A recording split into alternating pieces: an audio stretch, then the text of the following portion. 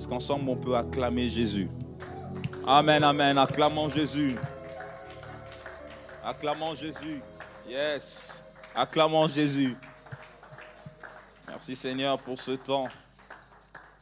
Voilà, avant d'aller plus loin, nous disons merci à vous, bien-aimés, qui êtes là déjà ce soir pour la continuité de notre étude biblique.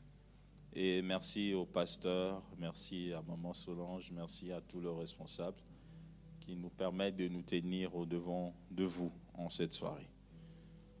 Alors, merci à tout le monde. Alors, sans plus tarder, je m'en vais faire un petit récapitulatif de ce qui a été vu la séance passée. Comme vous le savez tous, nous parlons de transformer pour vivre un culte agréable. Transformer pour rendre un culte agréable à Dieu, c'est ce que j'allais dire. Voilà, nous sommes passés par la métanoïa. Donc, nous considérons être transformés. Mais si nous sommes transformés, c'est pourquoi alors nous avons proposé un but. C'est pour rendre à Dieu un culte agréable. Voilà, ce n'est que la continuité. Ce n'est que la continuité. Voilà pourquoi Dieu nous a mis à cœur de dire ces choses. Parce que rendre un culte agréable à Dieu est une priorité pour nous. Rendre un culte agréable à Dieu est essentiel pour nous en tant qu'enfants de Dieu. Rendre un culte agréable à Dieu doit être vraiment notre objectif en tant que fils et filles de Dieu. Nous sommes appelés à rendre à Dieu un culte agréable. C'est là notre job. C'est là notre job, c'est là notre rôle. Souvent, je disais toujours à des bien-aimés, je dis, moi, mon job, je n'ai qu'un seul job, c'est d'adorer et de louer Dieu. C'est ça mon job. S'il y a un job, c'est ça mon boulot. En fait, même dans la Genèse, Jésus nous a créés, bien-aimés, c'est pour le louer, c'est pour le glorifier. Parce que Dieu a besoin que son peuple le loue et le glorifie. Alors, nous avons dit ensemble, nous avons défini le culte. Nous avons tous défini le culte au début. Je vais faire un récapitulatif. Voilà, nous avons donné une définition assez littéraire du culte. Nous avons dit que le culte, c'est simplement adorer Dieu. Adorer. En partant de la définition littéraire du mot latin qui provient de ce mot cultura, nous avons bien dit la fois dernière que adorer ou bien rendre culte à Dieu vient du mot latin cultus, qui signifie simplement adorer.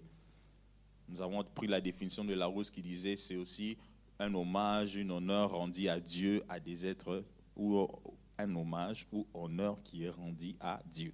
C'est vraiment la définition que nous avons prise.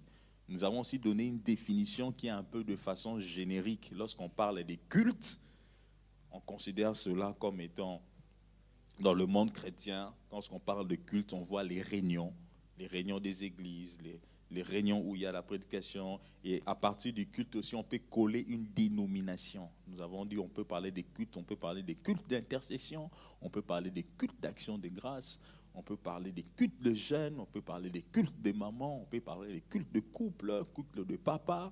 On peut coller à cela un générique ou un dénominateur. Alors, la fois dernière, nous nous sommes posé la question, mais pourquoi le culte? Pourquoi le culte? On a évoqué l'importance du culte. Pourquoi le culte est-il important?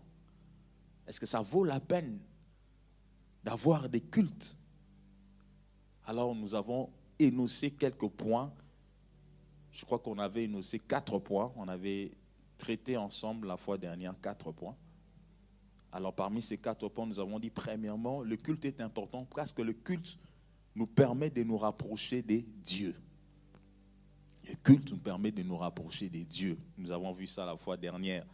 En d'autres termes, lorsque tu quittes ta maison, tu te dis, je vais au culte. Nous devons avoir en nous la pensée que nous allons pour nous rapprocher des dieux. Nous n'allons pas pour nous rapprocher d'un homme. Non. Nous venons nous rapprocher des dieux. Dieu est là.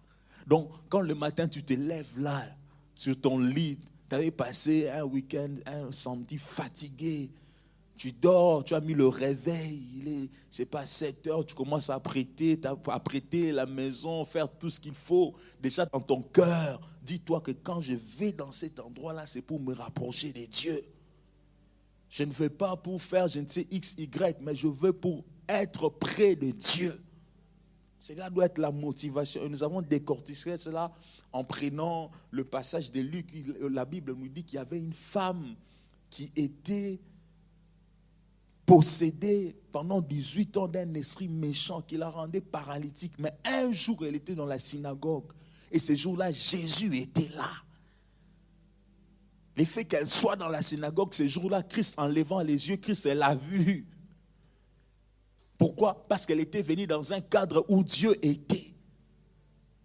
Le fait simplement qu'elle ait quitté sa maison, malgré les problèmes qu'elle avait dans son dos, elle est entrée dans la présence de Dieu. Christ avait les yeux levés sur elle. Et ce jour-là avait connu sa délivrance. Voilà pourquoi nous sommes dit que tous les dimanches ne se ressemblent pas. Tous les mercredis ne se ressemblent pas. Tous les vendredis ne se rassemblent pas. À chaque instant que tu viens dans la présence de Dieu, sache que Dieu est là. Et quelque chose peut arriver. Nous avons donné comme deuxième raison pourquoi le culte est-il important. Nous avons dit parce que le culte est essentiel. Je crois que voilà, le culte est essentiel pour nous maintenir et approfondir la relation entre l'homme et Dieu. Oui, le culte est essentiel car le culte nous permet de maintenir. Vous voyez, il y a des choses que tu peux acquérir dans ta vie. Il y a des choses qu'on peut t'offrir, il y a des choses qu'on peut te donner. Mais le problème, ce n'est pas de recevoir, mais la grande difficulté, le grand exercice qu'il faut faire, c'est de maintenir ce qu'on t'a donné, ce que tu as reçu. Dieu peut te faire don de beaucoup de choses, mais il te faudrait maintenir ces choses. Tu peux avoir un don de vision, il te faudrait maintenir cela. Vous allez vous remarquer qu'il y a beaucoup de gens qui ont une certaine grâce, mais qui les ont perdues. Voilà, il y a 2 mois encore, j'ai prophétisé, mais ces choses sont parties où? Il y a encore 6 mois, moi j'avais expérimenté un don de vision. On commence à parler de Dieu plus dans le passé. Non, mais une des clés pour maintenir les acquis, c'est être dans la présence de Dieu. Ça fait partie des clés. Si tu veux maintenir ce que Dieu t'a donné, les dons, la capacité, les talents, il te faudrait être dans la présence de Dieu. Et la présence de Dieu où? Dans un culte. Voilà pourquoi nous avons dit que le culte est important parce qu'il nous permet de maintenir, pas seulement de maintenir, mais d'approfondir ce qu'on a. Si nous voulons parler quand même des dons spirituels, l'exercice des dons spirituels pour mieux les appréhender, mieux les utiliser, c'est dans la maison de Dieu. Ce n'est qu'en étant dans la maison de Dieu parce que Dieu a des besoins et il veut passer par toi comme étant un instrument. Le fait que tu te retrouves là à l'intérieur, ça va te permettre d'approfondir les dons que tu as. Pourquoi? Parce que tu seras appelé à exercer cela. Voilà, nous avons dit ça comme deuxième raison. Troisième raison, nous avons dit que le culte est important car il nous permet d'entendre Dieu nous parler. Lorsque tu quittes la maison, tu viens dans cet endroit, dis-toi que non, je pars parce que j'ai besoin d'écouter Dieu me parler. Dieu est celui, lorsqu'il invite quelqu'un, il a quelque chose à lui dire. Amen, amen, peuple de Dieu. J'ai donné l'exemple, j'ai dit, vous savez, nos parents, on ne manque pas à dire. Moi-même, jusque-là, à cet âge, ma mère a toujours quelque chose à dire. Hein? Elle dit toujours un truc. Nos parents ont toujours quelque chose à dire. Quoi que tu fasses, il doit rajouter un mot. Si déjà nos parents, charnels qu'ils sont, ont toujours quelque chose à dire, à combien de pouvoir de raison celui qui nous a créé, notre Père qui est dans les cieux. Il a quelque chose à nous dire. Et lorsqu'il nous invite dans un culte, il veut nous dire quelque chose. C'est-à-dire, nous devons quitter nos maisons en venant, en ayant dans l'esprit que je veux entendre Dieu me parler. C'est-à-dire que je dois déjà labourer mon oreille. Tu te réveilles le matin, tu t'apprêtes, oui, tu mets une belle veste, une bonne chemise, des très beaux habits. Oui, mais dis-toi, je vais là-bas pour entendre Dieu me parler. Il y a 2 façons que Dieu parle. Dieu parle de façon générale, il parle aussi de façon particulière. On peut être en train de dire des choses ici, mais il y a certaines choses quand on dit, tu dis, ça, c'est moi. Mais pour que tu arrives à détecter que ça, c'est toi, il faut que tu aies l'oreille ouverte. Il faut que tu aies l'esprit, non, je veux recevoir quelque chose. Je ne veux pas comme tout le monde parle. Moi, je sais que j'ai une parole. Pourquoi la semaine qui va commencer, j'ai des défis à relever. J'ai des choses à entreprendre. Mais comment je vais les entreprendre si je n'ai pas des orientations? Oui, tu as prié. Oui, tu as cherché Dieu, mais tu as aussi besoin d'écouter Dieu. Par moments, ce qui nous fait défaut, c'est quoi? Nous prenons plus de temps à parler, nous ne prenons pas le temps à écouter Dieu. Des fois, c'est ce qui nous arrive. Nous prenons plus de temps à parler, mais nous ne prenons pas le temps à écouter. Mais plutôt notre relation avec Dieu, c'est une relation d'aller et de retour. C'est une relation où nous parlons. Dieu aussi nous parle. Pourquoi? Parce que Dieu aussi nous écoute. Mais laissez-moi vous dire, si Dieu prend le temps d'écouter notre prière, pourquoi est-ce que nous ne prenons pas le temps de l'écouter, lui nous parler? Alors lorsque nous venons à la présence de Dieu, nous devons lui dire que non, je vais pour écouter Dieu me parler. Dieu a quelque chose à me dire. Alors il est très curieux de voir quelqu'un qui vient un dimanche, un mercredi, un vendredi, il sort, on parle un peu, mais qu'est-ce qu'on a prêché? Ah, c'est encore quoi les termes là qu'il avait dit?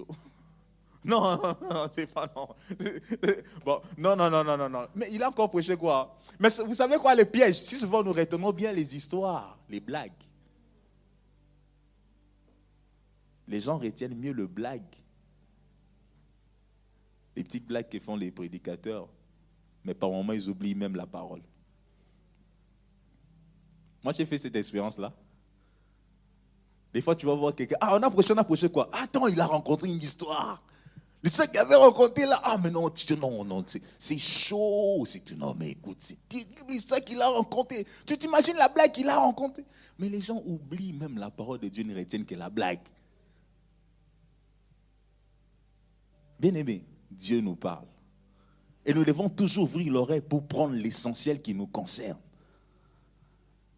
Et c'est à ça que sert le culte.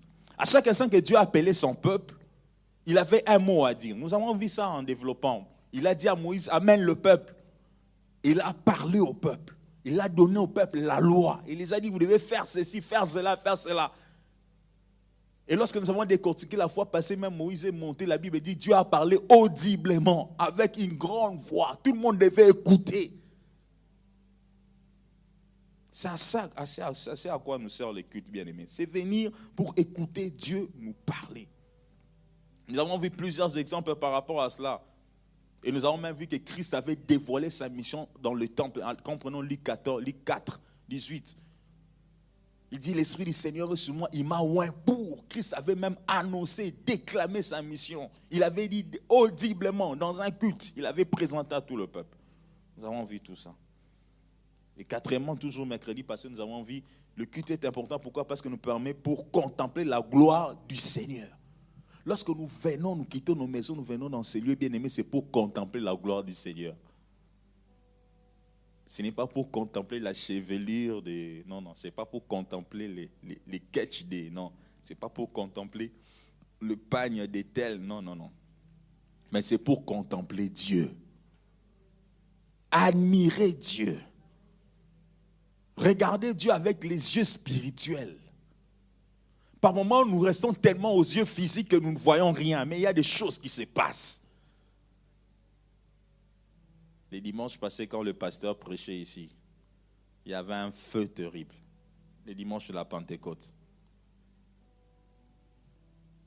Quand le pasteur prêchait ici, il n'était plus ici. Je lui ai même fait un mot sur ça. Il était comme un espace. À un moment donné, j'ai fermé les yeux. Le pasteur était comme dans l'espace. Il y avait une autre dimension le jour de la Pentecôte. Mais toutes ces choses arrivent, frères et sœurs, lorsqu'on ne regarde pas avec les yeux physiques. On regarde avec les yeux spirituels. Tu sentiras que non. Là, ce n'est plus l'homme qui parle. Là, maintenant, c'est Dieu qui parle. C'est-à-dire qu'il faut développer cette sensibilité. Arriver vraiment bien aimé, à aller au-delà de ce que tu vois. Parce que notre Dieu est un Dieu spirituel. Il s'agit de la spiritualité, il ne s'agit pas de la chair.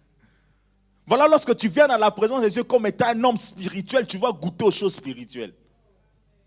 Lorsque tu viens dans la présence de Dieu comme étant un homme connecté au ciel, tu vas voir les choses du ciel. Aspirer à ce qui vient d'en haut. Il y a des choses du haut qui doivent descendre. Mais si tu regardes toujours avec l'œil humain, tu vas te limiter à voir avec l'œil humain. Mais cela est possible. Pourquoi? Dans la présence de Dieu. Voilà, on dit contempler.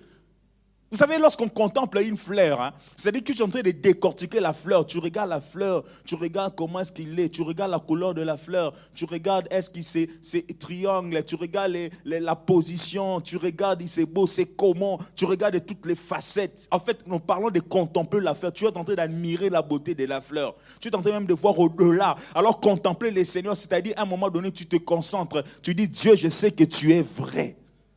Seigneur, je sais que tu es ici. Je veux sentir quelque chose.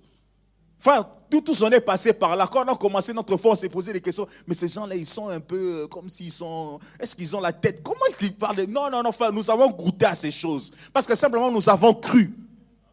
Le problème, c'est la foi. Voilà pourquoi Christ dit, ce qui vient avec, on doit croire. Tu dois croire que Dieu existe. Et que Dieu est vrai. Tu dois avoir la foi. Lorsque tu commences à mettre ces positionnements, cette façon de voir les choses, tu verras les choses aussi différemment. Ces choses sont disponibles pour nous, frères et sœurs. Et c'est à ça que, sœurs, lorsque nous venons dans un culte, c'est pour contempler la gloire de Dieu. Sentir la gloire de Dieu. Lorsque j'étais petit, jeune, je ne comprenais pas quand nos aînés dans la foi disaient toujours « Je sens la gloire de Dieu ». J'ai dit « Ah, ces gens-ci, ils vont nous faire tomber des nues ». Et surtout, il y a un truc, je parlais de ça, ma mère, quand elle priait en langue. À un moment donné, quand elle priait en langue, j'ouvre les yeux, je la regarde. J'ai dit, mais maman, pourquoi tu fais des baba, bo, c'est quoi ces trucs? Elle me regardait toujours, un jour tu comprendras. Quand ça m'a saisi, je commence à me dire, je comprends maman maintenant quand elle disait, un jour tu comprendras. Bien aimé, c'est important, frère et soeur. Donc nous venons dans la présence de Dieu pour contempler. À chaque instant que tu viens, Seigneur, moi aussi je veux te contempler. Moi aussi je veux arriver à cette dimension. Tu as dit à Jean, monte ici, je te ferai voir. Jean a vu des choses. Pourquoi pas moi? J'ai besoin de voir cela. J'ai besoin aussi d'expérimenter ces choses. Je ne veux pas les entendre des oreilles des autres, de la bouche des autres, mais je vais être moi-même témoin de cette réalité. Et ces choses sont possibles lorsque nous venons dans sa présence avec cette soif, en ayant déjà dans notre pensée que c'est possible aussi que j'expérimente cela. Contempler. Alors pour ce soir, nous allons commencer un nouveau point que nous n'avons pas donné la fois dernière. Alors mais s'il vous plaît, je ne sais pas si j'ai donné le bon dia ou bien, parce que j'ai envoyé... Si vous avez un autre, ou j'ai mis un nouveau plan. Alors j'ai besoin du plan pour récapituler les plans parce que j'ai changé un peu de trucs. Notre plan, s'il vous plaît. Voilà, parce que c'est là-bas que j'ai changé des choses. Si on peut avoir le plan, s'il vous plaît. Non, ce n'est pas celui-ci, c'est le deuxième. Les tout nouveaux que je renvoyais. Pas celui-ci parce que là, j'ai un... Voilà, j'aimerais parce que là, on a changé un peu beaucoup plus de trucs. Le deuxième plan. Ok. Parce qu'avec le deuxième plan, on a changé.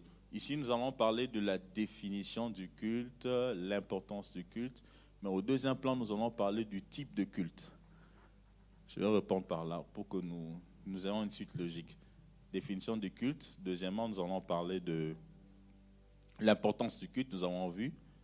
Et troisièmement, nous allons parler des types de culte. Voilà, type de culte.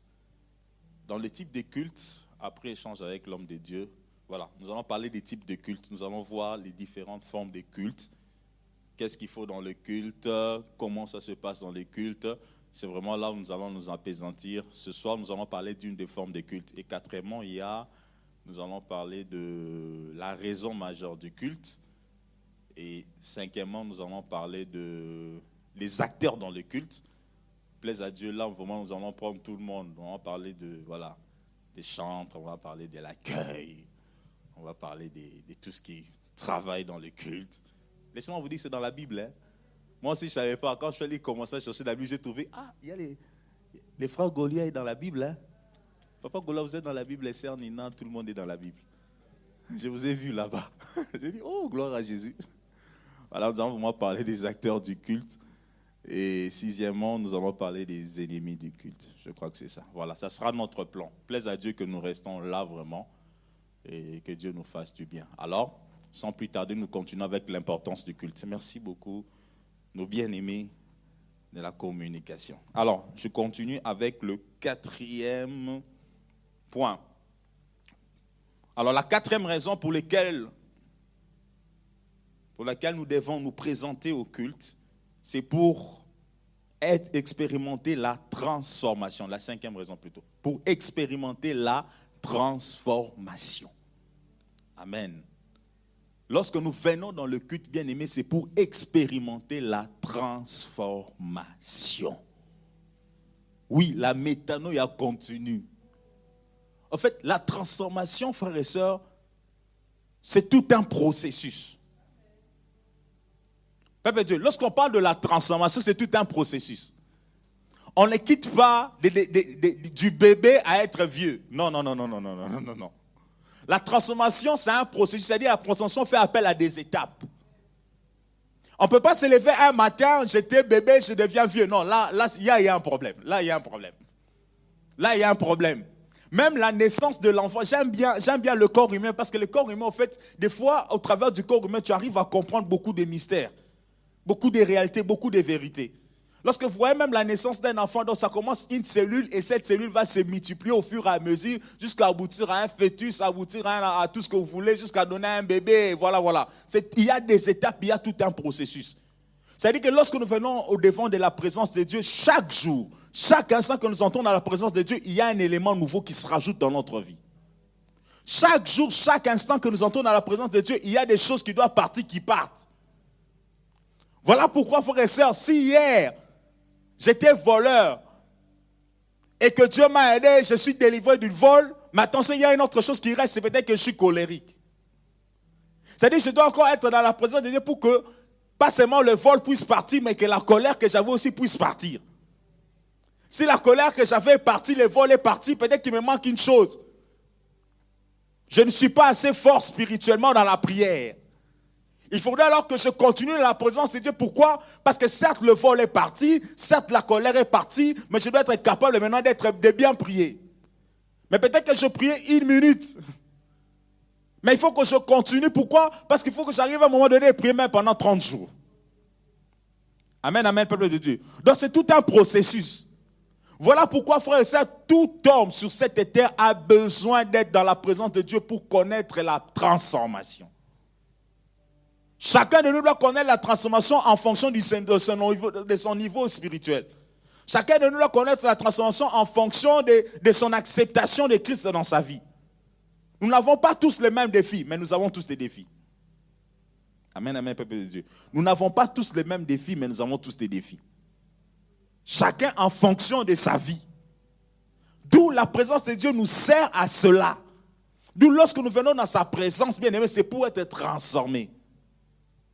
Voilà pourquoi vous allez voir des gens, ils venaient à l'église, il était là, à un moment donné, il disparaît. Tu le rencontres en route, tu dis, mais qu'est-ce qui a pris ses frères? Qui t'a ensorcelé? Comment il a changé comme ça? Il servait Dieu. Non, le frère est retourné derrière. Pourquoi? Simplement parce qu'il a coupé ses liens. Il a coupé ces processus qui étaient enclenchés dans sa vie. Pourquoi? Simplement, il a rejeté ce qui était essentiel. Nous, frères et sœurs, nous devons considérer que nous, tous, moi y compris, nous avons besoin d'être dans la présence de Dieu parce que c'est le lieu de notre transformation. Et de façon continue.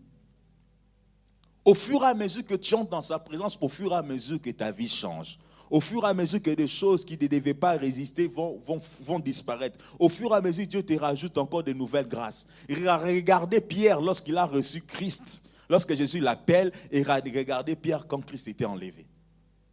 Regardez Pierre au jour de la Pentecôte. Il suffit de regarder la vie de Pierre. Lorsque Christ l'appelle, c'est encore un homme qui... C'est encore quelqu'un qui est attaché à certaines choses. C'est encore quelqu'un qui a encore des défauts. Au fur et à mesure, chemin faisant avec Jésus, Jésus monte le jour de la Pentecôte. Vous trouvez que c'est vraiment un homme qui a été transformé. Parce que quotidiennement, il était dans la présence de Dieu. Donc, frères et sœurs, c'est cela important. Alors, Luc chapitre 4, le 19e verset nous dit ceci. Jésus déclare, Luc 14, 9, Jésus-Christ les déclare.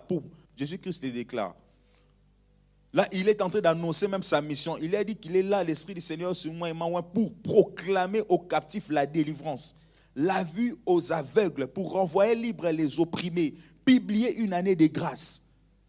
Mais toutes ces choses, c'est pour qui? C'est pour les personnes qui ont des difficultés, c'est pour les personnes qui sont dans les besoins. C'est-à-dire celui qui est aveugle doit retrouver la vue. Celui qui est lié doit connaître la délivrance. C'est-à-dire une transformation. Mais Christ annonce ces choses où? Il était dans la synagogue. Amen, amen, peuple de Dieu. Il était dans la synagogue. Et aujourd'hui, Jésus-Christ est en ces lieux. S'il a proclamé cette parole dans la synagogue à l'époque, aujourd'hui encore, Jésus-Christ est en ces lieux. Il proclame la même parole.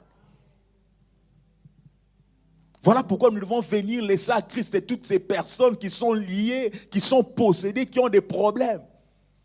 Mais les pièges qu'a aujourd'hui l'Église, c'est que lorsque nous voyons quelqu'un venir là, qui est bizarrement habillé, qui est compliqué, on commence à le regarder d'un mauvais œil. Mais non, frères et sœurs, sa place est ici. Nous tous nous sommes tombés dans ces pièges, même moi. Lorsque tu vois quelqu'un de bizarre, mais lui là, il vient... Mais non, non, non, non. C'est ici le lieu où cette personne doit se trouver. On a besoin des hommes qui sont chargés, qui ont du fardeau. Ces places, c'est pour eux. Parce que Jésus-Christ annonce sa parole pour eux. On a besoin de voir des drogués, oui, drogués, je parle bien des drogués, oui, sa place est ici. Il a besoin d'écouter la parole qui va le décharger. Oui, on a besoin de voir, tu parles des prostituées, frère, oui, prostituées. Il a besoin d'écouter la parole qui vient de Dieu pour changer des vies. Parce que lorsque cette parole sort, elle apporte l'impact dans la vie de quelqu'un. Alors Christ, en proclamant ces choses ce jour-là, au jour de la synagogue, il parlait des aveugles, il parlait des boiteux, il parlait de ceux qui sont liés, il parlait de ceux qui sont possédés. Et sa parole devait s'accomplir dans leur vie. C'est à ça que sert l'Église. Alléluia, peuple de Dieu. L'Église sert à ça. Christ lui-même a dit, il n'est pas venu pour ceux qui ne sont pas malades. Il est venu pour ceux qui sont malades. Et tout autour de nous, nous avons des gens qui sont malades. Nous avons des gens qui ont des problèmes. Nous avons des gens qui ont des difficultés. Et c'est à ça que sert l'Église.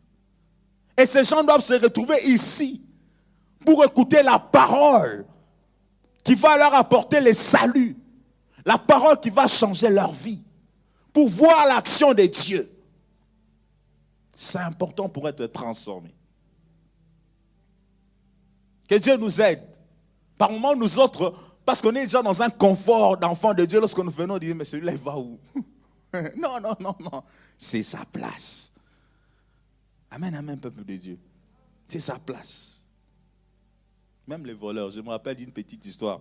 Là, on est au Congo. À un moment donné, on commençait à voler des téléphones dans l'église. Ah, braille. Tu vois, quand il a prié, les gens oublient les sacs. Ah, on a volé les téléphones. Mais... Alors les gens étaient en train un peu de... On commence à... Vous savez, quand on dit on a volé les téléphones, mais tout le monde lève les yeux, on commence à voir s'il y a un monsieur là qui est soit nouveau, qu'on ne connaissait pas, soit qui est habillé un peu bizarrement. Les gens commencent à faire des préjugés. C'est type. Mais non. À un moment donné, l'homme de Dieu a dit, bon, quand il faut prier, faites un effort de fermer vos sacs et le service d'accueil doit veiller quand même, passer dans les rangées. Mais cette personne-là, s'il est ici, ce qui t'a attiré, c'est que tu voulais un appareil, mais tu vas en rencontrer la parole de Dieu. Et tu vas changer de vie. Amen, amen, peuple de Dieu. Oui, c'est à ça que sert l'Église, à transformation. Transformation, frères et sœurs. Et en tant que corps du Christ, lorsque nous venons à chaque instant, nous devons dire, nous allons pour être transformés, pour expérimenter quelque chose d'autre. Vous savez, en parlant de cela, si vous prenez les statistiques, j'aime bien les statistiques en Belgique, vous voyez que les centres psychiatriques sont remplis de personnes. Des personnes qui sont malades, des malades mentaux. Il y en a plein. Des fois, ce ne sont que des démons. Ce ne sont que des démons. Mais parce qu'ils vont chez les médecins ils vont regarder les choses qu'avec l'œil organique, l'œil scientifique. Peut-être c'est quelqu'un qui a eu beaucoup de problèmes dans sa vie et est lié avec des démons qui se retrouvent là-bas dans un asile de fous. Mais nous devons prier pour ces gens, des personnes qui rencontrent Christ. Et leur place, c'est dans l'église. C'est dans l'église. Je me rappelle du soir d'un jeune garçon qui était fils d'un professeur. Je ne parle pas dans le sens de stigmatiser, non. Mais il était fils d'un professeur. C'est fils d'un professeur. Mais ce garçon-là a repris 3 fois, ici on parle de baccalauréat, là-bas on parle de 3 fois les études pour avoir les diplômes d'État. Il ne faisait qu'échouer, Et puis à chaque instant, avant les épreuves, il était tout le temps malade. Et une fois, il priait avec un serviteur de Dieu, et le serviteur de Dieu s'est décidé, il dit non, écoute, comme tu tombes souvent malade, toujours pendant les épreuves des examens d'État, sûrement il y a une main noire derrière. Alors il a prié avec le garçon, mais le garçon était encore malade. Alors il dit, bon, on doit aller à l'hôpital, mais j'aimerais t'amener quand même, je connais un frère. On se connaissait avec cet homme de Dieu. Il l'a apporté à l'hôpital où nous étions.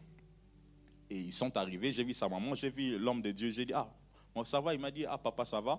Écoute, le petit, il a ceci, il m'a un peu expliqué. J'ai dit, bon, je vais d'abord l'examiner de façon organique. Et je l'ai examiné de façon organique, vraiment, il y a eu des problèmes mentaux. Même quand tu parles, il est des fois illogique, il est des fois. Mais je posais quand même la question, qu'est-ce qui s'est passé? Ils m'ont quand même réalité l'histoire. Moi-même, j'étais convaincu, j'ai dit, non, ça, c'est une main noire qui a derrière tout ça. Alors, on a prié avec les garçons, on l'a gardé, on l'a donné quelques traitements, tout ça, par-ci, par-là. Et puis, j'ai vraiment eu ce cas à cœur.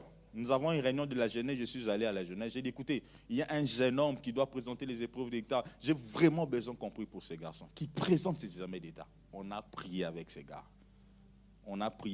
C'est même pendant qu'on priait, il y avait des manifestations. On a tous compris que non, c'était la main noire. Mais il était suivi au Saint-Pépé, bourré de barbituriques. Matin, minuit, soir, mais ce n'était que spirituel. Et il est allé faire son examen d'État cette fois-là et il a réussi. Pourquoi? Parce qu'on avait associé Dieu. Bien-aimé, l'église, c'est le lieu de la transformation. Alors, je saute. 5e, pour prier ensemble. Pourquoi est-ce que nous allons au culte, frères et sœurs? C'est pour prier ensemble. Pour prier ensemble, bien-aimé.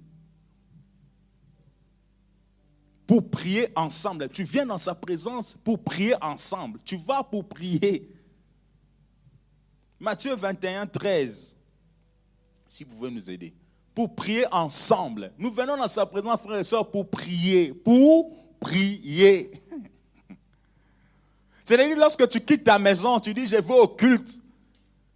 N'oublie pas, il y a un objectif majeur que tu viens rechercher. C'est prier. Alors, il n'est pas normal que tu viennes dans sa présence, que tu n'as pas eu le temps de prier. Non. Tu lui dis, Seigneur, j'y vais pour prier. Je ne vais pas, Seigneur, pour contempler les gens. Je ne vais pas, Seigneur, pour m'asseoir sur la chaise. L'homme de Dieu sera en train de dire, il faut prier, mais toi, tu es assis en train de regarder. Non, tu viens pour prier. Amen, peuple de Dieu. Les gens doivent comprendre ça. Nous devons nous tous comprendre cela. Je vais à l'église pour prier. En d'autres termes, quand tu viens à l'église, tu n'as pas écouté Dieu te parler. Tu n'as pas contemplé Dieu. Tu n'as pas vu sa gloire. Tu n'as pas prié. Ah, tu es passé à côté. Je te donne quelques critères. Comment tu vas commencer à évaluer tes cultes? C'est-à-dire quand tu dis, oui, j'ai prié. Ok. J'ai contemplé Dieu. Ok. J'ai senti. Ok. J'ai vu. Ok. Mais lorsque tu viens, tu ne pries même pas. Attention, bien-aimé, tu passes à côté. Vous savez, il y a souvent un piège pour nous autres. On en parlera lorsqu'on parlera des acteurs du culte. Mais je vais ouvrir une parenthèse. Il y a des fois un piège pour nous autres qui servons à l'église. Nous autres. C'est-à-dire nous qui devons manipuler les appareils. Nous devons toucher la caméra. Parce qu'à un moment donné, dans ma petite expérience, j'ai aussi travaillé là. On est tellement focus dans ce qu'on fait. Parce qu'on doit donner les meilleurs de nous-mêmes. Que des fois, nous ne prenons ni le temps de prier, nous ne prenons ni le temps d'adorer. Et nous venons au culte pour servir, mais nous oublions qu'il y a Dieu qui doit recevoir de nous quelque chose. C'est un piège. D'où il faut beaucoup de discipline lorsque nous sommes dans ces domaines. Il faut toujours savoir, oui, j'ai fait ceci, mais Rama Shinteria Bababo Sata. Je suis en train de prendre tout ce que je suis en train de prendre là, je suis en train d'engager des sons, mais dans mon cœur, il y a toujours une capacité de prier aussi. Sinon, je passe à côté. Amen, amen, peuple de Dieu. Nous parlons de ça lorsqu'on parle des acteurs du culte. Pour prier, nous devons toujours prendre la possibilité de prier. Oui, nous venons pour prier. Voilà pourquoi ces passages, nous lisons, la Bible dit, il leur dit, il est écrit, ma maison sera appelée une maison des prières. Mais vous, vous en faites une caverne des voleurs. C'est une maison de prière. Pour Dieu, lorsque nous venons ici, c'est que ces gens-là, en se réunissant, c'est pour me prier. C'est pour parler avec moi. C'est pour dialoguer avec moi. C'est pour que je reçoive quelque chose d'eux. Mais malheureusement, à l'époque, comme aujourd'hui, beaucoup d'entre nous ont oublié l'utilité première du culte. Ils se sont penchés vers autre chose. Lorsqu'ils parlent des voleurs, c'est-à-dire quoi? C'était des gens qui étaient là pour échanger, pour vendre, pour bénéficier de ce qui était important pour eux. Non, je vais à l'église parce que j'ai contact avec maman Alice. Non, j'ai contact avec maman Alice. Pour la voir, il faut aller au culte. Je dis, maman Alice, non, il faut seulement aller au culte. Ah bon, je vais aller voir au culte. Comme ça, je vais attendre, je pourrai voir maman Alice. Donc, le but, ce n'est même pas pour prier. C'est le contact dont il a besoin. Non, bien-aimé. Voilà pourquoi Christ, en parlant, était sévère avec tous ces hommes. Ne faisons pas de notre culte un lieu, une caverne de voleurs. Plutôt des gens qui sont là pour vendre et acheter. Des gens qui viennent plutôt pour leurs intérêts. Qui viennent pour recevoir ce dont ils ont besoin. Qui viennent pour donner ce dont ils ont besoin de donner. Non, non, non, non. Nous devons venir pour prier, pour parler à Dieu. Cela est important. Notre intérêt ne doit pas être un intérêt lié à notre chair, mais notre intérêt doit être le royaume des cieux. Notre intérêt, c'est d'élever à Dieu cette offrande de louange et d'adoration. Notre intérêt, c'est de parler à Dieu. C'est cela qui doit être notre intérêt. Pas s'amasser les choses de la terre. Oui, il y a des gens qui viennent voler. Mais voler quoi? Voler les temps des gens. Quelqu'un vient dans la présence et dit, il a besoin de prière, mais cette personne-là n'est pas venue pour prier, mais pour distraire l'autre. En d'autres termes, c'est un voleur de temps. Pourquoi? Parce qu'il vole le temps de celui qui a besoin de prier. La personne est venue dans la présence de Dieu, mais tu étais son voisin. Je ne parle pas que ça s'est fait ici, hein, ailleurs. La personne était son voisin. La personne veut se concentrer, tu commences à chuchoter, tu commences à dire de n'importe quoi là-bas. Et la personne, au lieu de penser à ce qu'il doit faire, commence à se concentrer, tu sois voleur de temps. Il y a des voleurs de temps.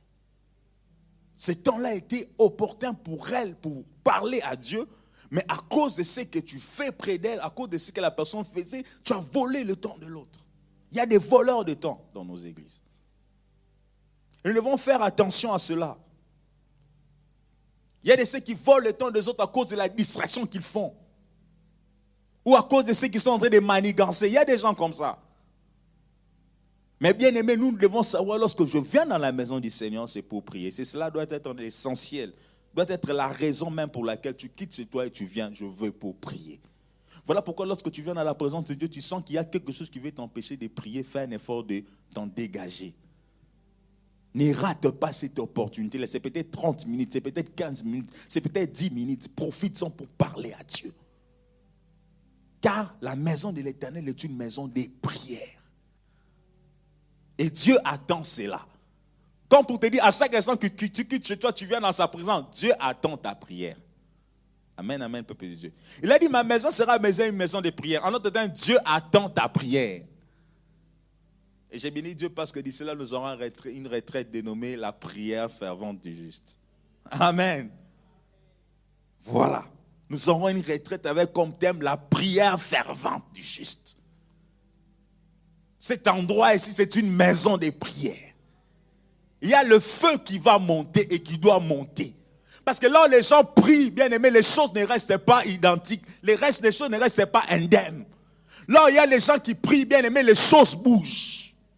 Là où il y a des gens qui prient, bien aimé, même ils changent, en fait, ils deviennent comme des princes du ciel. J'aime bien ce que le roi dit lorsque Daniel est dans la fosse au lion. Il dit non, non, non, non, il y avait un feu, mais je voyais un quatrième homme. Dans la fournaise du feu plutôt. Là où nous prions bien aimé, même les anges sont en mouvement. Là où nous prions bien aimé, le ciel et la terre deviennent un. Et à chaque instant que tu viens dire que je veux pour prier. Cela est important, frères et sœurs. La prière est essentielle. Si j'ai un point, pour rechercher la présence de Dieu, ça, je vais aller vite pour prendre l'autre point. Pour rechercher la présence de Dieu. Nous venons ici pour rechercher sa présence. Pas seulement la présence de Dieu de façon collective, mais la présence de Dieu dans sa propre vie. Tu viens faire le trop-plein. Amen, amen. Lorsque tu viens qu'on faire le trop-plein. C'est comme si tu vas aller dans une station d'essence. Tu dis, je vais là-bas pour me faire aussi le plein dans ma vie. Lorsque j'entre dans sa présence, je vais faire le trop-plein, le plein. Vous savez, il y a tellement un piège dans ces pays, c'est que quand je suis arrivé, je ne comprenais rien. Nous autres, nous sommes habitués dimanche. Bon, dimanche, c'est l'église, monter ou descendre. Déjà, moi, c'est sans les prières que je faisais toujours. Depuis que j'étais étudiant, tous mes collègues savent, dimanche, là, lui, il faut l'oublier. Si tu fais un truc dimanche, lui, là, il faut le mettre à côté. Ça ne sert à rien, il ne viendra pas.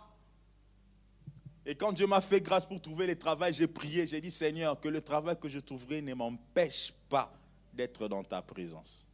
Ça, j'ai prié tout le temps de ma vie. Voilà pourquoi quand même, quand je finis l'étude, mon premier employeur, c'est mon pasteur.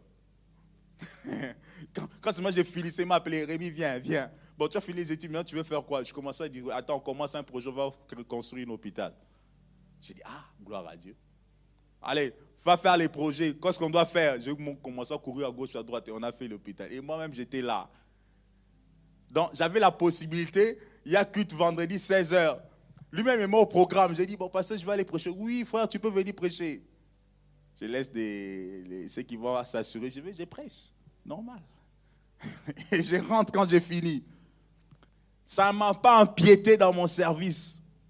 Vendredi, je dois venir le matin. Oui, même quand on a rendez-vous, je suis là à l'hôpital. Moi, que j'ai une urgente, compliquée. Là, je ne sais pas. Mais au moins, quand j'avais le temps libre, je pouvais aller servir Dieu normal.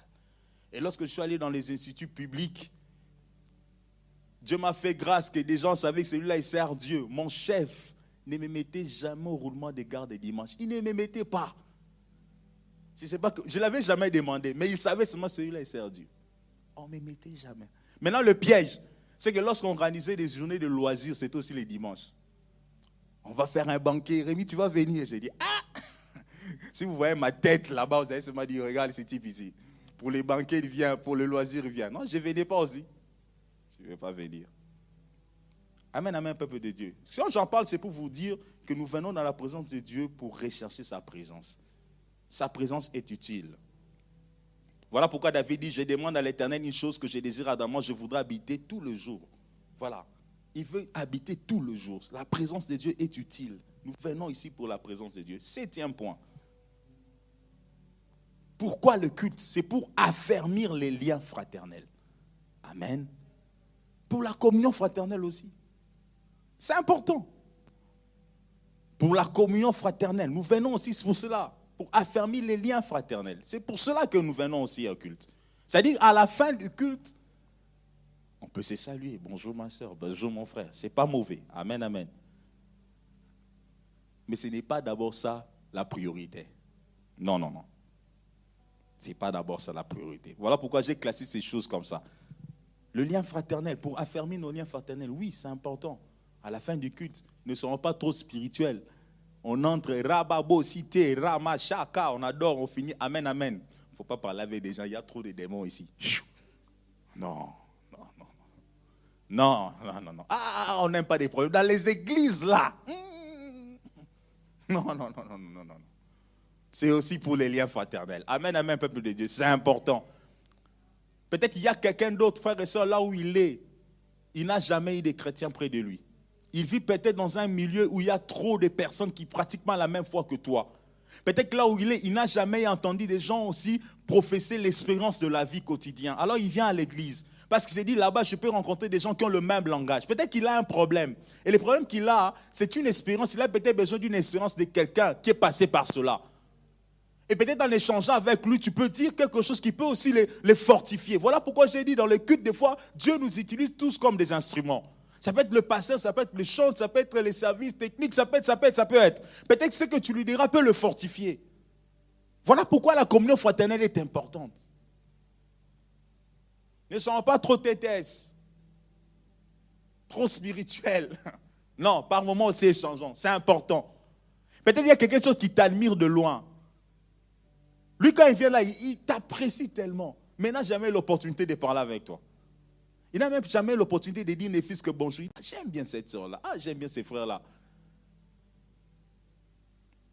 Je me rappelle d'une sœur qui m'expliquait une histoire après, pendant plusieurs temps. Elle a dit, si je suis venu dans votre église, parce que la première fois que je suis venu, la personne qui était en train de donner les communiqués, il est comme mon mari. Bon, il est semblable à mon mari. Mais j'apprécie ces garçons, ces messieurs-là.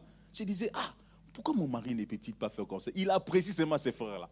Et un jour, quand maintenant il s'est intégré à l'église, son mari commence à venir. Maintenant, il a regardé le frère. Il a dit, tu sais pourquoi moi je suis attaché à cette église? Quand je te voyais seulement donner le communiqué, je te voyais, j'ai dit, mon mari, pourquoi mon mari ne peut-il pas faire? J'aimerais que cet homme ici puisse un jour même parler avec mon mari. Parce que vraiment, ils ont pratiquement les mêmes choses. Mais cela a été possible. Pourquoi? Parce qu'il y a eu à un moment donné un cadre d'échange. Et la personne a pu comprendre qu'il influençait facilement cette famille, rien qu'en se donnant ces communiqués qu'il donnait là. Donc il y a des choses comme ça dans l'église qu'on peut expliquer. Alors ne soyons pas aussi trop têtes. Il y a la partie du lien, de la communion fraternelle. Ça aussi, à ça que sert le culte. Amen, amen, peuple de Dieu. Dernier point, il nous permet de prendre conscience de notre état spirituel.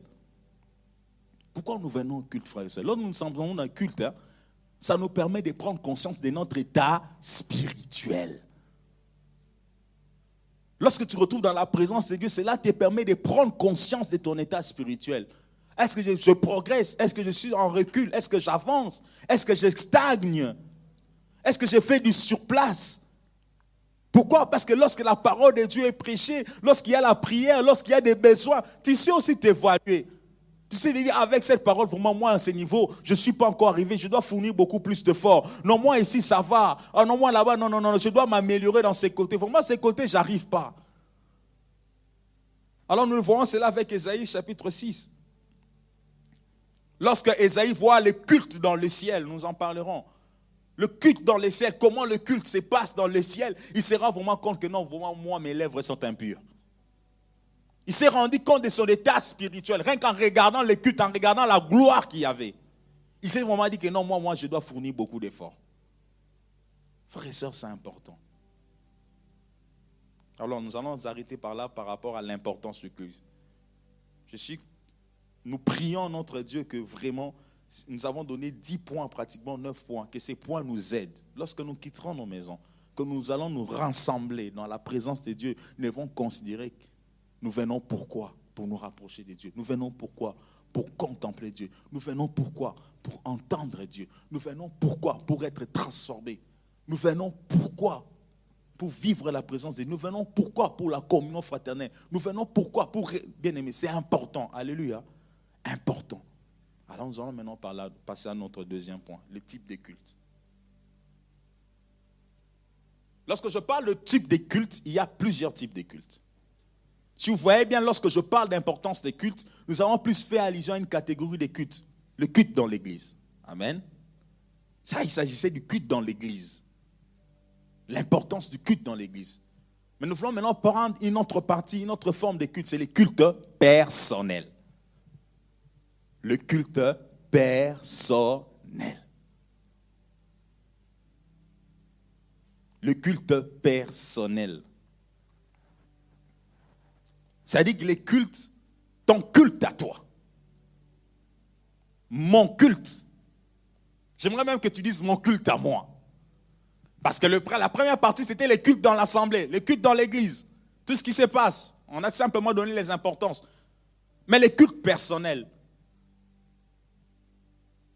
Parce que laisse-moi te dire, avant de venir dans le culte dans l'église, il y a une préparation que tu dois faire.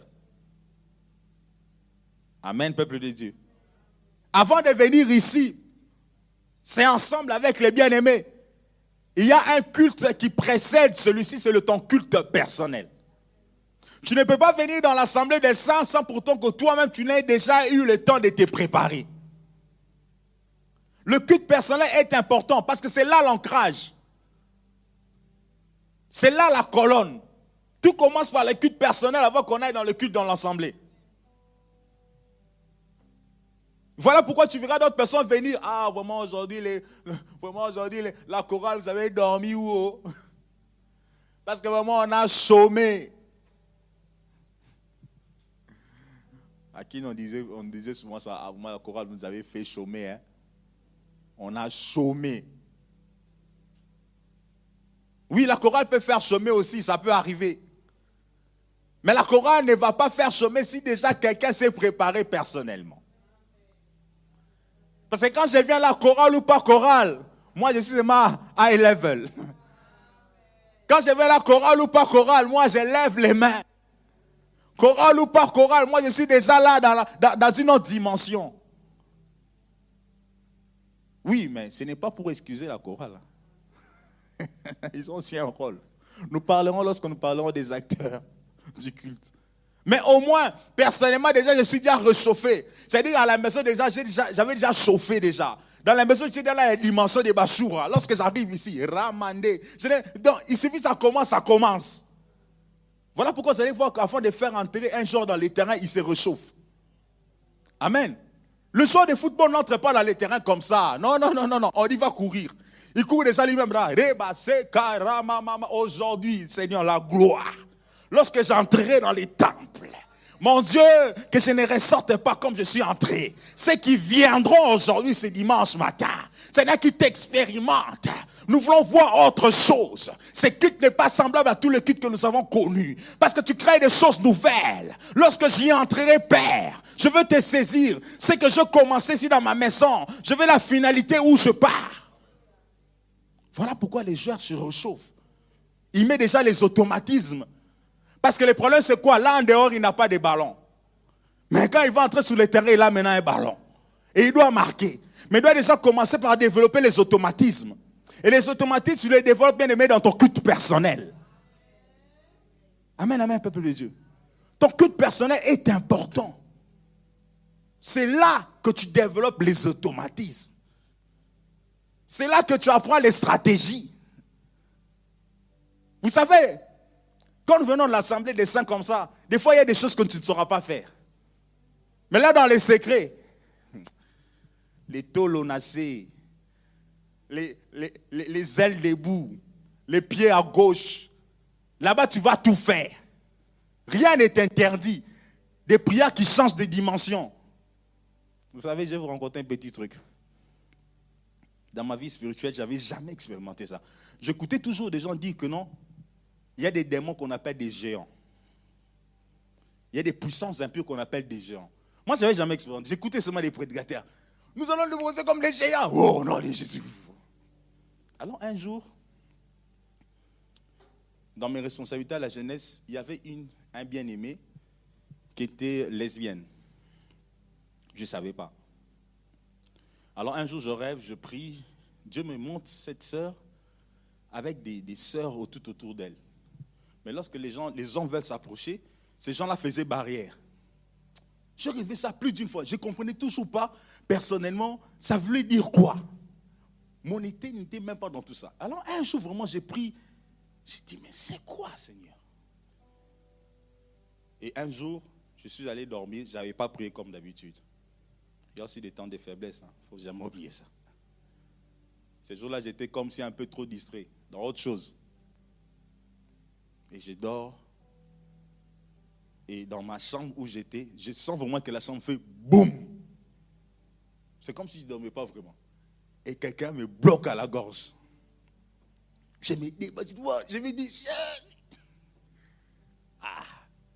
j'ai vraiment senti ça. J'ai dit non, ça c'est. Je me débattais dans la chambre. Et puis à un moment donné, j'ai crié Jésus. Ma soeur qui était au salon a dit, Rémi, quoi? Je me suis réveillé. J'ai dit, j'ai dit non. Match retour, non. Bien aimé, j'avais une colère. J'ai dit, mais comment ça m'est arrivé à moi? Non.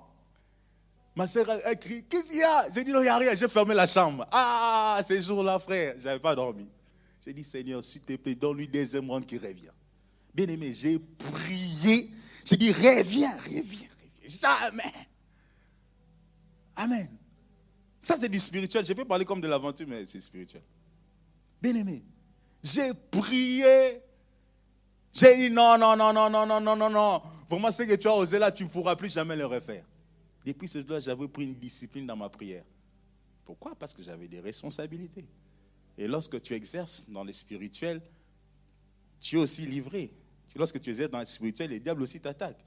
Et lorsque j'ai prié, et puis les choses étaient très claires. J'avais compris que la personne avait ceci, avait cela. J'ai vu la personne, j'ai parlé avec elle, elle a dit oui. Comment tu as découvert ces choses? Et puis il y a une longue histoire pour sa délivrance.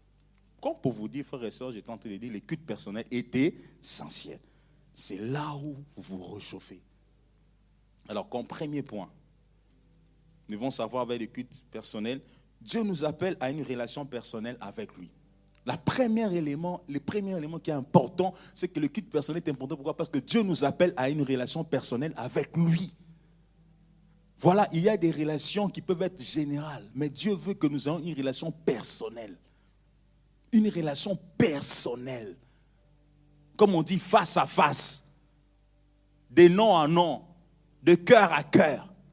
Une relation personnelle. Dieu veut que tu aies avec lui une relation qui est vraiment personnelle. Dans la vie, il y a plusieurs formes de relations, mais il y a des relations qui sont dites générales. Une connaissance qui peut être générale, mais il y a aussi des connaissances qui sont particulières.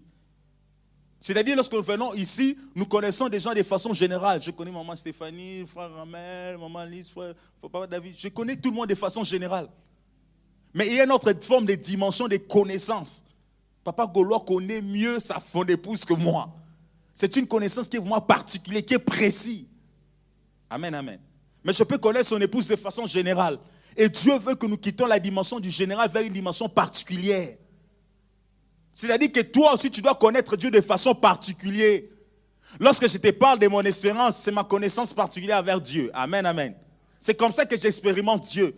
Dieu aussi a besoin dans ta relation avec lui que tu développes cette particularité. Dieu nous attend là. Voilà pourquoi l'équipe personnelle est important. Lorsque nous lisons Matthieu chapitre 6, le 6e verset. S'il vous plaît, vous allez nous aider pour Matthieu chapitre 6, le 6e verset. Dieu nous attend là. Il dit, mais quand tu pries, entre dans ta chambre, ferme ta porte et prie ton Père qui est dans le lieu secret. Voilà le culte personnel. Dieu nous attend là, dans un lieu secret, où il y a un Dieu du secret qui te révèle des choses secrètes que les hommes ne peuvent pas connaître. Le Dieu du secret t'attend dans les secrets. Dieu ne t'attend pas devant les gens comme ça. Non, Dieu t'attend d'abord dans les secrets. C'est là où il te recherche. Et c'est à cela que sert le culte personnel. As-tu un culte personnel? As-tu un temps de culte personnel? Tu dois commencer là-bas. Ça fait partie des ABCD. Commence d'abord là-bas en ayant un culte personnel. C'est là où Dieu t'attend. C'est là-bas, bien-aimé, c'est là-bas que ça doit commencer. Cette relation personnelle est importante, bien-aimé, car tu vas apprendre à découvrir Dieu. Tu vas apprendre à connaître Dieu. Je ne veux pas dire que Dieu va apprendre à te connaître parce qu'il te connaît déjà, mais c'est toi, frère et sœur, qui est appelé à aller là-bas parce que tu vas apprendre à connaître Dieu. Dieu est tellement immense, Dieu est tellement grand. Notre connaissance de lui est insuffisante. Mais au fur et à mesure que nous sommes dans un culte personnel, nous apprenons à mieux le connaître. Le culte personnel t'amènera de passer du général à une relation personnelle.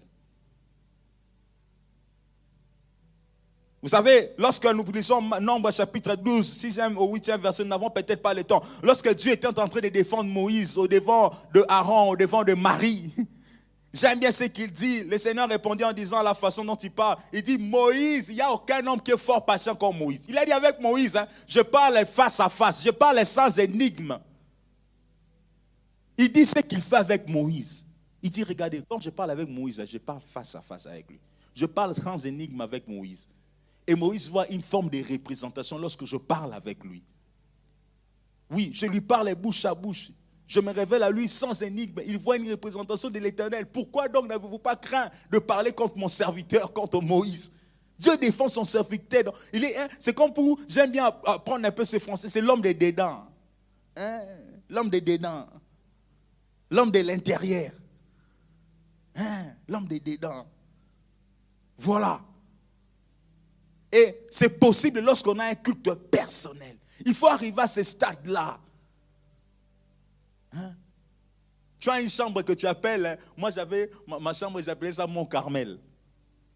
Ça c'est les Mont Carmel. Parce que là-bas quand je monte, il faut avoir ton Mont Carmel. Toi tu as quel nom? Ton coin là, tu as donné quel nom? Non mais il faut donner un nom. Oh, C'est les lieux de stratégie. Vous savez, les laboratoires. Est-ce que tu as un laboratoire? Tu as un coin là, quand ça barde, tu vois seulement ce coin-là. Tu dis, quand j'arrive ici, c'est qui? J'arrive. Quand tu entres seulement là, ton lieu secret là, où Dieu lui-même connaît. Voilà pourquoi la Bible dit, ferme ta porte, entre dans ta chambre. Ferme la porte à la distraction. Ferme la porte à tout ce qui te déstabilise. Ferme la porte à tout ce qui fait amener les voyages de pensée. Ferme la porte à tout ce qui peut t'empêcher de prier. Vous savez, les cultes personnels est combattu. Il faut fermer la porte à toutes ces choses et entrer dans les lieux secrets. Sous-sol. Entrer dans un lieu où quand tu mets tes genoux, même les pavements te connaissent. Quand tu mets comme ça les pavements, dis-toi vraiment, on te connaît déjà. Même quand tu mets tes genoux, même, tu as déjà laissé des traces. Parce qu'à force de prier là-bas, même le pavement est fatigué. Les carreaux sont fatigués. Tu as même laissé des traces parce que c'est là-bas que tu fais tout ce que tu peux faire. Il faut avoir son lieu secret. Bien-aimé, dans ce monde, il faut que tu aies un lieu secret. Aie ton mont Carmel. Parce que là-bas, je vois la mer. Je vois les nuages. Même quand il n'y a rien, je vois les nuages. En forme, je vois. Parce que là-bas que tu appelles à l'existence, c'est qui n'existait pas. Il n'y a pas de pluie, la pluie va venir. Bien-aimé, nous devons développer un culte personnel. C'est important. Autre point. Le culte personnel est la caractéristique des hommes puissants. Le culte personnel, bien-aimé, est la caractéristique des hommes puissants. Frères et sœurs, les hommes puissants que tu as vus dans la Bible là, c'était des hommes qui avaient des cultes personnels. Et la parole de Dieu, je ne te dis rien de nouveau. On parle de qui? D'Abraham, un homme de culte personnel. On parle de qui? De Jacob, l'homme de la profondeur. On parle de qui? D'Élie, l'homme du mont Carmel. On parle encore de qui? De David, l'homme du parvis. On parle encore qui? De Pierre, bien-aimé, l'homme de la chambre haute. On parle de qui? De Daniel. Bien-aimé, c'était des hommes qui avaient de temps secret avec Dieu. Le culte secret est important et c'est la caractéristique des hommes puissants. Tu veux voir un homme puissant, pose-lui comment il prie. Demande-lui ce qu'il fait. Dis-lui, pose-lui la question, comment il recherche Dieu. Tu vas découvrir. Tu vas découvrir. Des fois, nous envions les gens. Ils prêchent. Ah, mon Dieu, donne-moi seulement la grâce qu'il a. Mais pose-lui d'abord la question, quel est le culte personnel, quelle est la dimension de ce qu'il fait avec Dieu. Pour comprendre. Ce que tu vois là, c'est la conséquence de ce qui est caché. Ce que tu vois là, c'est la conséquence de ce qui se passe dans les lieux secrets. Parce que laisse-moi te dire que non, c'est le spirituel qui impacte le physique. C'est l'invisible qui influence le visible. Amen, peuple de Dieu. C'est la caractéristique des hommes puissants. Tu veux être puissant en œuvre. Tu veux être puissant même dans ton travail. Tu veux être puissant même dans ce que tu fais. Bien-aimé, sois un homme du secret et de culte personnel. Et de culte personnel. C'est important, frères et sœurs. C'est ça la clé. Même dans l'exercice de ton domaine, dans ce que tu fais, tu vas avoir un esprit élevé. Vous savez, il y a des gens qui ont l'autorité, ce n'est pas parce qu'ils parlent avec une voix. Hé, toi! Non. Mais ils ont simplement l'autorité parce qu'ils sont revêtus de la puissance de Dieu. Il arrive, vous parlez bien, il est très... Mais quand il dit un truc, tu ne comprends pas comment les gens pensent. Comment lui, quand il dit ce même truc, les gens le suivent? Ah non, ceux qui sont racistes. Non, c'est qu'il a un frère là-bas. Ça n'a rien à voir avec les racistes, ça n'a rien à voir avec les frères. C'est simplement, c'est un homme du secret. Amen, peuple de Dieu. C'est important. Je crois que nous allons nous arrêter par là ce soir. Donc, considérons l'importance du culte personnel. Prochainement, plaise à Dieu, nous allons vous continuer à l'importance du culte personnel. Et nous prions à Dieu que ces enseignements puissent nous aider, nous autres, nous tous bien-aimés, à changer notre comportement, à voir les choses différemment, à comprendre l'importance du culte personnel. Nous parlerons du culte familial aussi. Nous allons parler du culte familial. Surtout du culte familial, il y a beaucoup d'éléments. Nous parlerons du culte dans le ciel. Nous allons parler de ces choses, que Dieu nous aide à comprendre ces choses. Donc nous allons courber nos têtes dans la prière et nous allons prier.